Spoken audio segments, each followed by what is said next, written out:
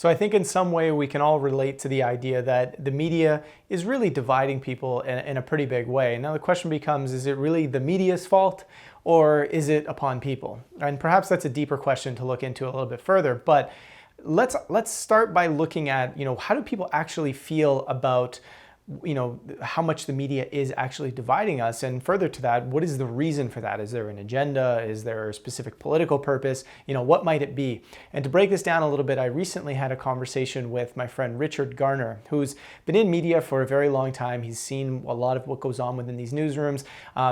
He's an expert, if you will. And so we're going to break down a little bit with him some of what goes on within media as it relates to division. Yeah, that's powerful stuff to consider. I want to sort of cap it off with a poll here that's from 2020. It's out of Gallup, and it discusses a number of things within media, but specifically when it comes to political division in the United States, about 8 in 10 Americans feel that the media is a great deal responsible for that, while at the same time, 8 in 10 Americans feel that the media that can be responsible for bringing the country back together. So we're seeing that people feel the media essentially has all the influence. What are your thoughts on, given that context a little bit, what's happening inside media that is causing us to go this far down this path? Is it a culture? Like most people wonder, there's an agenda that plays through the media. Can you put, or from your experience, can you touch on what you think is happening there? Well, I would direct people first and foremost to Matt Taibbi's book, Hate Inc. Probably not a better articulation of the history of this particular very conscious strategy, by the way, because in the end, this business model for years in the 2000s and then into the late 2010s was the working model of cable news in the US.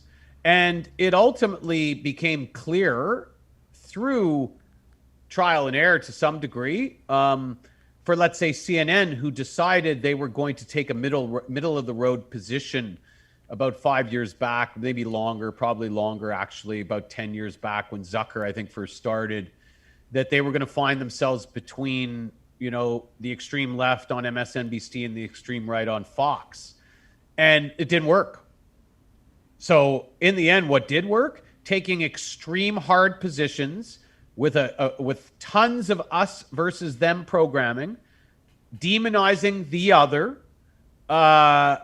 righteous indignation that we're great, we're flawless, we're on the right side of history, and those people not only aren't, but they're a threat to us. And where did they steal that playbook from, Joe? They stole it from Fox. They stole it from News Corp. They stole it from Roger Ailes and Rupert Murdoch. And why did they steal it? Because it worked so effectively for Fox. Because they went from, a new kid on the block when they started on Fox to outrating CNN, I think 3-1 into the 2000s. It was massively successful. So the answer to the question, Joe, is unfortunately that business model works, divide and conquer. But in a time where the legacy media is dying a slow death, and some would argue it's been sped up since Trump was out of office because the numbers would reflect that they've all lost about 50, 60% of their audience, that they're desperately clinging on to whatever's going to work and try to wring out every last drop that they can because they know in the end they got nothing else. So you're not going to see anybody that's going to, in a story meeting at Fox, who's going to pitch a story about, well, should we be talking about maybe we should be more empathetic to the left and how they see? No, because that person, A, we're not going to do the story, and B, you're fired. And same at CNN. Do you think somebody's going to put their hand up right now in the middle of this culture war and go, well, guys, do you think we're maybe over amplifying the proportionate threat and risk of COVID relative to, oh, wow, why is everybody looking at me? Oh, you'd like me to go to your office? Okay, I get it. I'm fine. This is where we're at. So where do you find the middle? Oh, that was the genesis of a third way. That's why I want to do something that is is trying to find balance and non-dualism, because that's where life is. That's where we are. The Pulse and other independent media that is now popping up and showing. Like, there's a reason Joe Rogan is doing 200 million downloads a month, because there's clearly an audience out there that wants more nuance, wants more context, wants less us and them and more curiosity, more empathy, and more listening, and more humility versus absolutism and certainty.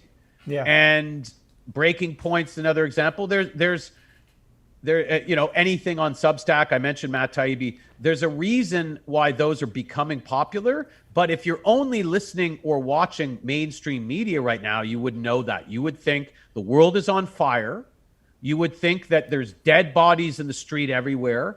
And ironically, when I talk to people like Bieta, and she said this in the interview, and it's worth checking out, I said, how do you and people in Rwanda or elsewhere in Africa, how did you react to how COVID was treated in the West, in the developing world, relative to how you grew up in Africa with yellow fever, dengue, malaria, HIV, and you were told, tough luck, figure it out.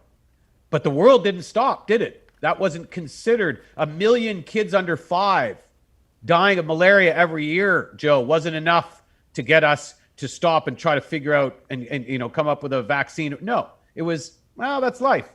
And then, of course, we get some infinitesimal level virus that is, yes, more than an annual flu, but not incrementally or considerably more.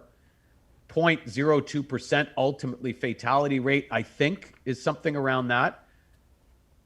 And we shut the world down, even though the UN comes out with a report in April 2020 and says 130 million people will die in the developing world if the developed world shuts the world's economy down for a year. Well, that was reported everywhere, Joe, for a day. No panels on Anderson Cooper. No at-issue panels on CBC. Nobody talking daily about, holy, did I just hear right? 130 million people? The UN is saying 130 million people are going to die because of the measures that are being taken in the developed world. Where did you see the coverage of that, Joe? Very little. So that tells you everything you need to know. They're not covering news. They're not covering what's right. They're covering what aligns with their particular agenda. And unfortunately, right now, with the establishment legacy corporate media, the agenda is vaccines, vaccines, vaccines. But now, not only is that the narrative, but we're going to now double down with attacking and threatening the unvaccinated, and essentially, in their words, making sure that they're aware that they're going to have to suffer the consequences. Yeah. Well, we'll see how that turns out. Yeah, it's certainly a tricky time, and one where, it seems incumbent upon people to just stop watching that form of media. You're better off, at least something that has more balance, that can at least make you think a little bit differently. So a lot of powerful stuff there. One of the points that I want to bring in some of my own story with this is, the experience of having run a media organization for the last 12 years or so. And I can tell you that creating non-polarized media is very challenging. Why is it challenging? Well, it's not that hard to do it, right? The more balanced you are as a person, the more you are, introspective as a person, and the more you stay, balanced within your body and calm within your body, the more you're able to take in your surroundings and not put all of your own filters and lenses on it as easily. Now, some of your filters and lenses are going to want to sneak in there, but the more you're sort of really aware of what's happening, the less those filters will affect what it is that you're creating. So with a little bit of practice, creating well-balanced media is not that challenging. The challenge becomes in funding it. And there used to be a time where, before big tech did a lot of their big crackdowns, where, we could basically put out content, and by just people going to our website and reading articles, advertising companies were willing to pay us for those eyeballs, right? So we were able to make more than enough money to run our business, hire all of our journalists, and do what it is we needed to do. But when big tech started to crack down on independent media, and all of a sudden we didn't have that ability to make as much advertising revenue, it became upon our audience to support what we're doing either through membership or through donation. The challenge is we would at the same time also get a lot of people going, hey, you guys are covering current events. I can't tell if you're on the left or if you're on the right. I can't tell whose side you're on. I can't tell what it is that you're trying to push forth with when it comes to, kind of what belief system or what agenda you're pushing.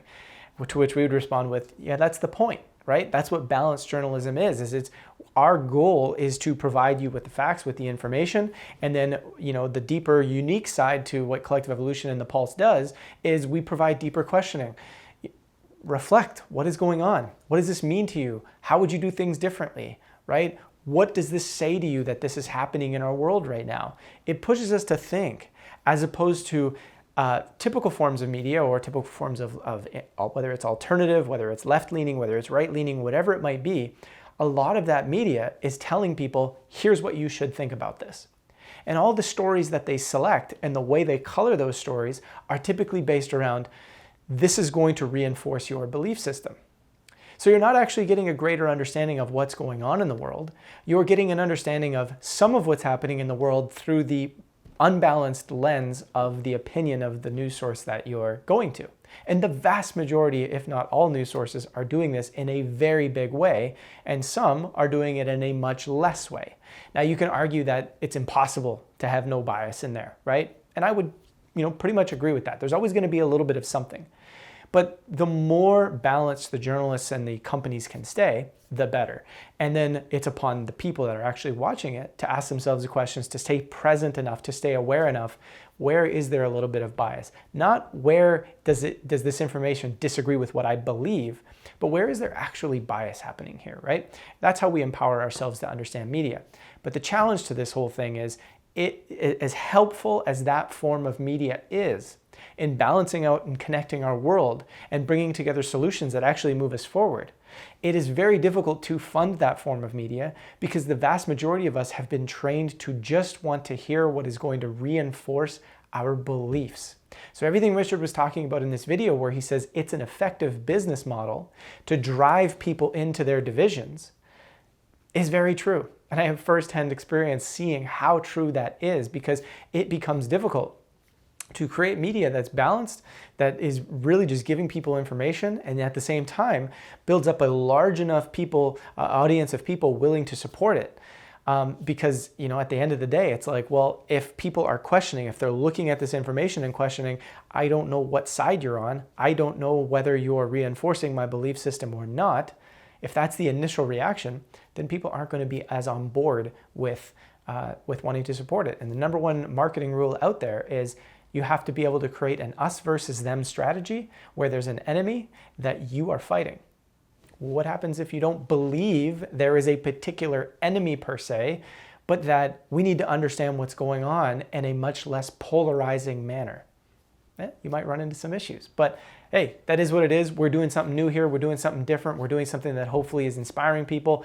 If you want to continue following our journalism here at The Pulse, be sure to subscribe to this channel. If you want to dive into some of the more philosophical, deeper aspects of what's going on here, where we explore some of the techniques and abilities to build some ways of really getting to know ourselves a lot better and understanding our thinking, and even moving past some of the stress and trauma that our modern society can bring about, head on over to our other channel, Collective Evolution, and be sure to subscribe there as well.